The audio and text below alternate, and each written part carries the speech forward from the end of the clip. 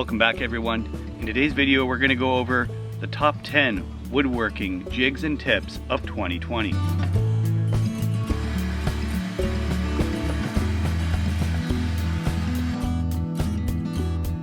We're going to start with number 10, sharpening with the diamond stone. I did a whole video on sharpening with my new diamond stone and how much faster it was to do sharpening with the diamond stone. I also touched on a few other methods that I've used in the past. Obviously I've used whetstones in the past and they worked out pretty well, but it's a slower process than the diamond stone. I also touched on the other method I use for sharpening, which is using the stropping wheel and leather strops in general being very good. If you're using buffing compounds on your leather strop, you can get really great results. The diamond stone stood out as the quickest way to get things sharp. If you really hate sharpening or you want to spend a lot less time sharpening, this is the video for you. Go check it out. Number 9, the jointer plane.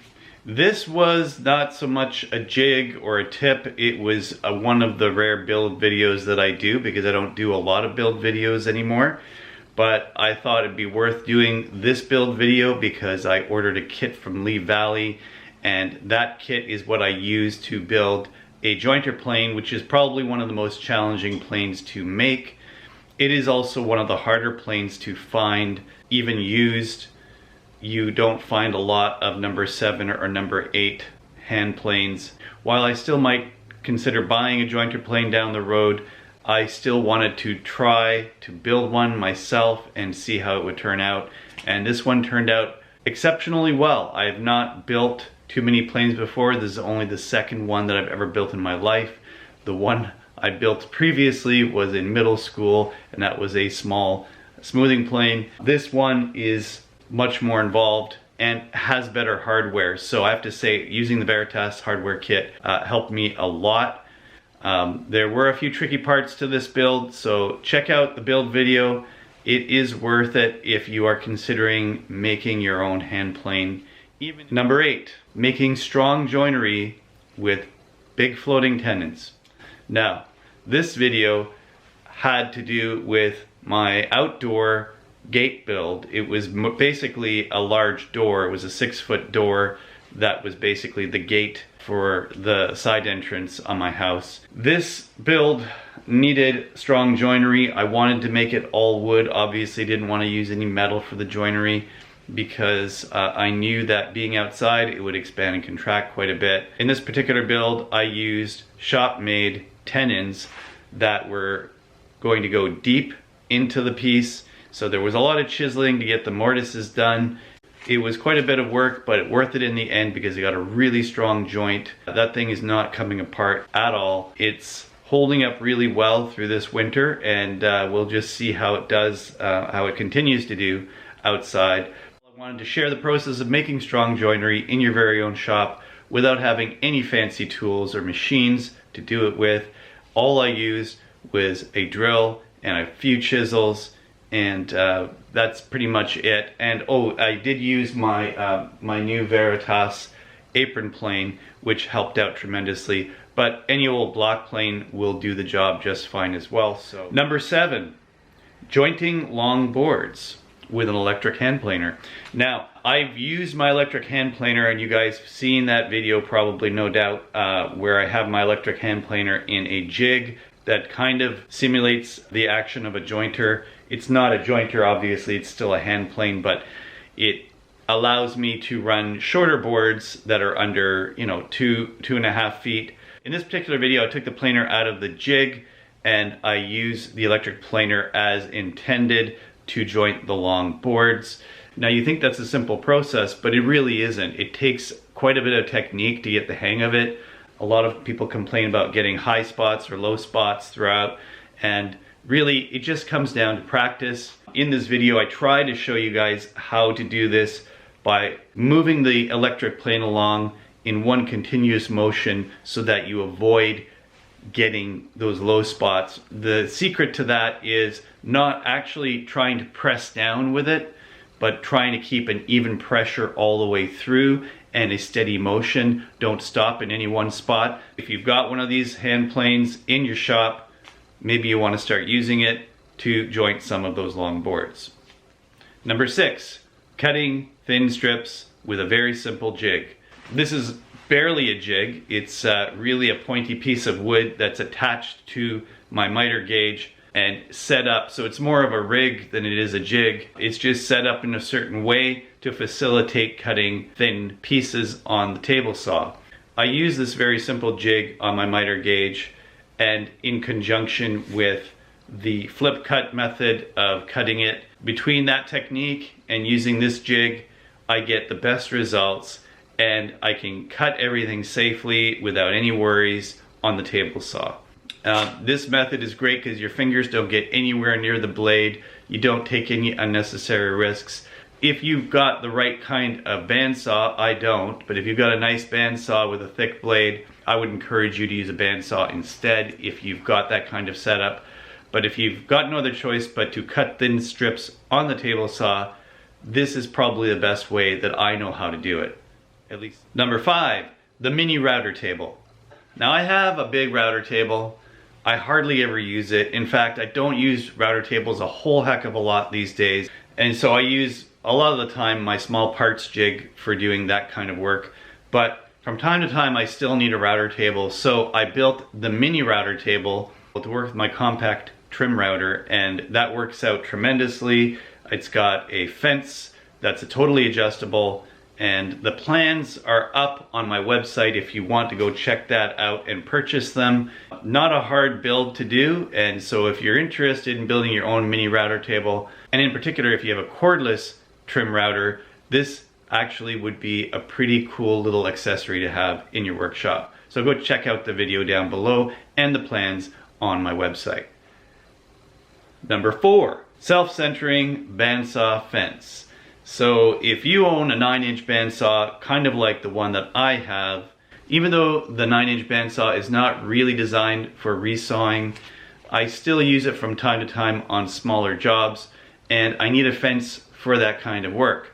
So having a self-squaring fence was the way to go. In order to get that self-squaring fence, however, I not only had to build a self-squaring fence, but I had to build a new bandsaw platform to fit over top of the factory one. It's kind of a 2-part project, but it is totally worth it in the end because now I have a self-squaring fence that works. It doesn't take much time to set up. I'm actually using this self-squaring fence a lot more than I thought I would. And going back to the thin strips video, if I am cutting thin strips, sometimes I'll just do it right on the bandsaw with my self-squaring fence instead. And it is a heck of a lot safer than using the table saw. If you don't have a fence for your bandsaw, as many 9-inch bandsaws do not, go check out this video. This might be of interest to you. Number 3, the dust collection cart. Earlier this year, I bought the Dust Deputy complete kit. That comes with a 5-gallon bucket and all the hardware and the hoses and attachments you need to hook it up to your vacuum. I ended up building a cart for this. You know, there's a couple of different ways you can do this. If you read their instructions, you can put the whole unit on top of your vacuum and somehow screw it on or set it beside it. There's different ways that you can configure this system. What I ended up doing was I ended up building a special cart that has the 5-gallon bucket on top, which is great for me because it means I don't have to crouch down and pick up the bucket to go empty it. It's right there within reach, and it's easy to lift up and take away when I want to empty it. This project was pretty straightforward because I just bought a furniture dolly, and without even changing the furniture dolly, I just built right on top of it. It left enough room on either side for my hoses and some of my attachments. If you don't want to get the entire system, you can just get the cyclone itself. It's a little cheaper and works great with just about any 5-gallon bucket and lid. Number 2, the collapsible workbench. Now, the collapsible workbench was designed for cutting sheet goods initially, but also can extend to being just a portable workbench for any workshop. So if you only have room for a collapsible workbench, this might be an okay option for you. I built it so it fits right on top of my collapsible sawhorses, and it works really great. It's easy to set up, it's easy to clamp onto the sawhorses, and it's easy to take down again once you're done. And it just makes it so much easier, more convenient. You don't have to cut on the floor. I don't have to rig something up to the side of the wall or anything like that. This is as simple as just putting your plywood right on top of this table. It will work in shop, it'll work on a job site, it'll work wherever you want to set it up. So go check out that video in the description below. Number 1, last but not least, is no jig dowel joinery. So there's no jig here, but there is a tip, and I show you how to use a specific drill bit to do your dowel joinery and to mark up your parts so that you don't need to use a jig. This system for doing dowel joinery by using one of your parts as templates for the adjoining parts is a very logical step-by-step process. It's really so simple and so straightforward. It kind of demystifies the whole dowel joinery process. A lot of people will protest because they love their dowel jigs. I want to keep using my dowel jig. I spent a lot of money on that dowel jig. I don't care what you say. I'm going to keep using my dowel jig. That's fine. Use your dowel jig. It's okay. It's okay. But all I'm saying is you don't really need a jig at all to do really good dowel joinery. You can go check out this video and find out how it's done. Well, there you have it. That's 2020's top 10 list of woodworking jigs and tips. Of course, I always try to cover a wide range of needs in the workshop, and I'm still discovering new ways and new jigs to make to help my process get better. This has been a crazy year for everybody, and I hope in the midst of it you've been able to spend some quality time in your workshop and enjoy doing some projects, at least this year. What you can look forward to next year in 2021 is a whole new set of jigs, and there'll be a major tool upgrade coming up first thing in the new year. So look forward to that. Thank you all who have donated to this channel or have otherwise supported this channel through buying plans or t-shirts. I really appreciate it, especially this year when things were so tough and you guys still kept supporting this channel and my content. It means the world to me, and I thank you all. If you want to help me continue to make and edit these videos, head on over to my donation page right over here. Please remember to like, share, and subscribe if you haven't done so already. There are a couple more videos on this side you can watch. Until next year, thanks for watching. Have a happy and safe holiday. Enjoy it with some family, and I will see you again in the new year.